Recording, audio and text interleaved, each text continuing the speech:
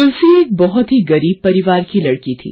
वो हसनपुर में अपने माता पिता के साथ रहती थी। उसके पिता मोहन मजदूरी करते थे, जिससे परिवार का गुजारा होता था।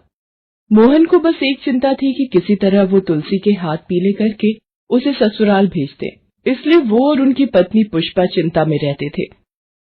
तुलसी भगवान कृष्ण की बहुत पूजा करती थी। कृष्ण भगवान की मूर्ति को रोजाना स्नान कराना, मूर्ति का श्रृंगार करना, मोर पंखी सजाना, उसे ये सब करके बहुत आनंद मिलता था।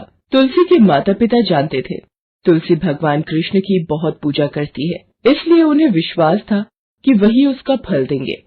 एक दिन, अरे तुलसी बिटिया, लाखन काका के लिए ठंडा शरबत बना ला। और मोहन, कोई लड़का देखा तुलसी के लिए है? बस भगवान कृष्ण पर ही आस है। उनकी कृपा से कोई अच्छा घर मिल जाए तो मुझ गरीब की लड़की के भाग्य खुल जाएं। तो समझ लो कि तुलसी का भाग्य खुल गया। हाँ, हीरा दास जी का छोटा बेटा रतन, अरे वो शादी के लायक है भाई। हीरा दास जी अपने बेटे रतन के लिए लड़की ढूंढ रहे हैं। हाँ, मुझे लगता है कि सेठ जी को रतन के लिए तुलसी पसंद आ ही जाएगी। हाँ लाखन भैया, आप बात चला लो, हम गरीबों पर आपका बहुत एहसान होगा। लाखन सेठ हीरादास को तुलसी के बारे में बताता है। सेठ हीरादास तुलसी को देखकर शादी के लिए हाँ कर देता है। तुलसी की शादी रतन से हो जाती है। एक गरीब मजदूर की बेटी इतने बड़े घर में शादी करके जा रही हो तो गरीब माँ बाप क्या सवाल करेंगे। शादी के बाद तुलसी ससुराल जाती हुई भगवान कृष्ण की मूर्ति को अपने साथ रख लेती है। तुलसी की डोली ससुराल पहुंच जाती है, पर ये क्या, रतन का तो कुछ पता ही नहीं। वो तो डोली पहुंचते ही गायब हो जाता है। साहब, आज के दिन तो रतन कम से कम शराब पीने न जाता। रतन को तुम समझा सकती थी। क्या करूँ जी, मैंने आपको तभी मना किया था, अभी रतन का विवाह मत करो। जल्दबाजी में उसकी शादी कर दी, ऊपर से गरीब घर की लड़की उठा लाए। पता नहीं कौन से लाल लगे थे इस लड़की में। माँ जी, मैं तो यही सोच रही थी कि पिताजी ने एक गरीब घर की लड़की से कैसे रिश्ता जोड़ दिया। शायद देवर जी की बुरी आदतों पर पर्दा डालने के लिए पिताजी ने ऐसा किया है। माँ, पिताजी ने हमसे बिना पूछे एक गरीब भिखारी के घर में रिश्ता जोड़ दिया। ये पिताजी ने ठीक नहीं किया। सारी बिरादरी में नाक कटवा दी हमारी। सूरज, अगर मैंने एक गरीब घर की लड़की से रतन का रिश्ता जोड़ भी दिया तो कौन सा गलत किया। तुलसी एक अच्छी लड़की है, रतन के स्वभाव को बदल देगी, मुझे विश्वास है।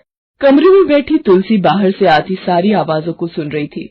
वो भगवान कृष्ण को याद करके मन ही मन रोने लगी। थोड़ी देर बाद रतन कमरे में आता है। वो शराब के नशे में होता है और नशे में पलंग पर गिरते ही सो जाता है। दिन बीतने लगते हैं। तुलसी गरीब घर से आई होती है, इसलिए हीरादास के अलावा कोई भी उसे घर की बहू नहीं मानता था।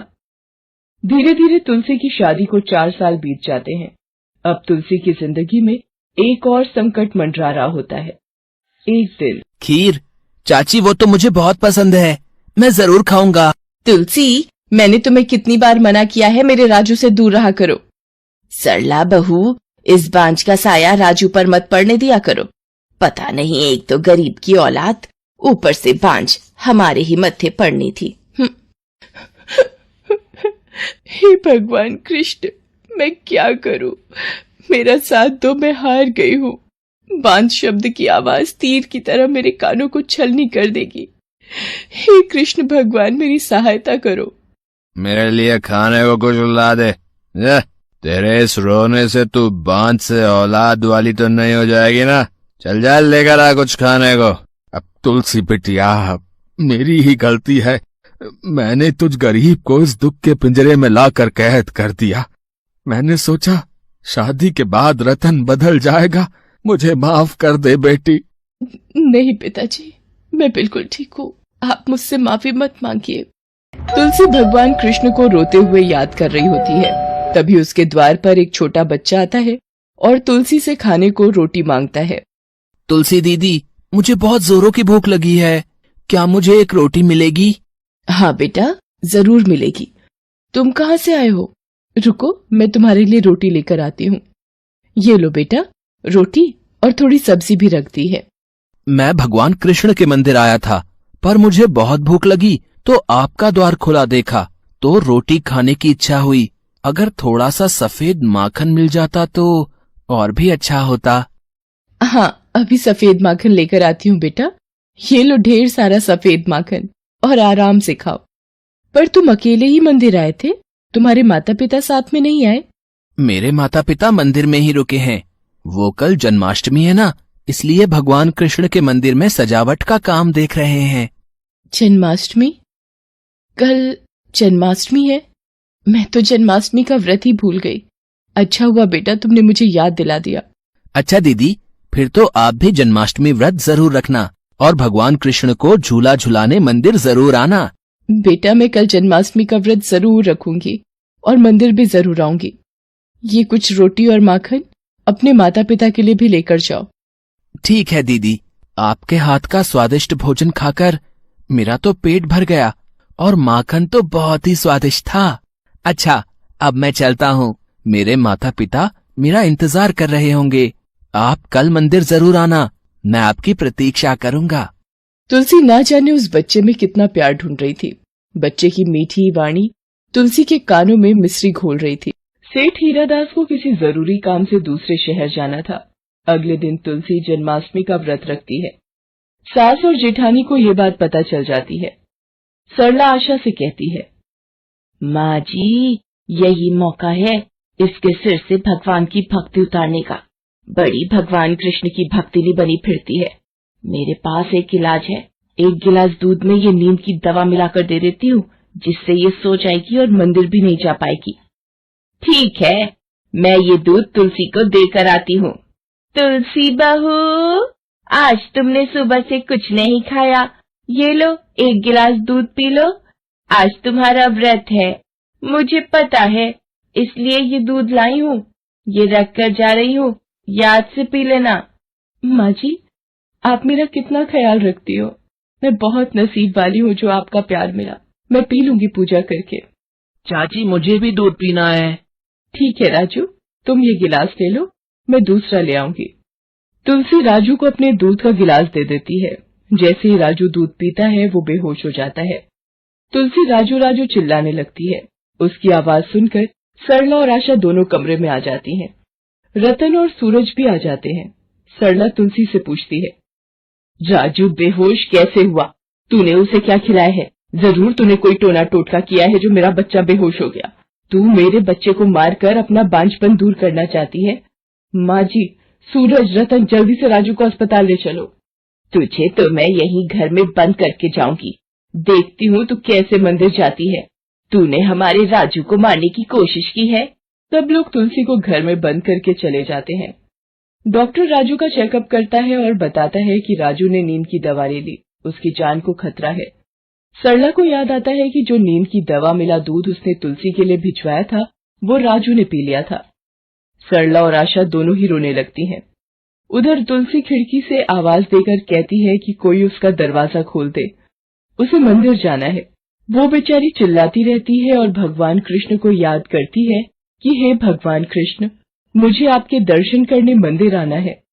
तभी वहाँ पर वही बच्चा जो एक रोज पहले रोटी खाने आया था वहाँ आ जाता है। तुलसी दीदी, मैं आपकी बहुत देर से प्रतीक्षा कर रहा था। आप जब मंदिर नहीं आई तो मैं आपको खुद लेने आ गया। चलो दीदी, मंदिर चलते हैं। देखो, मैंने आपका दरवाजा खोल दिया है।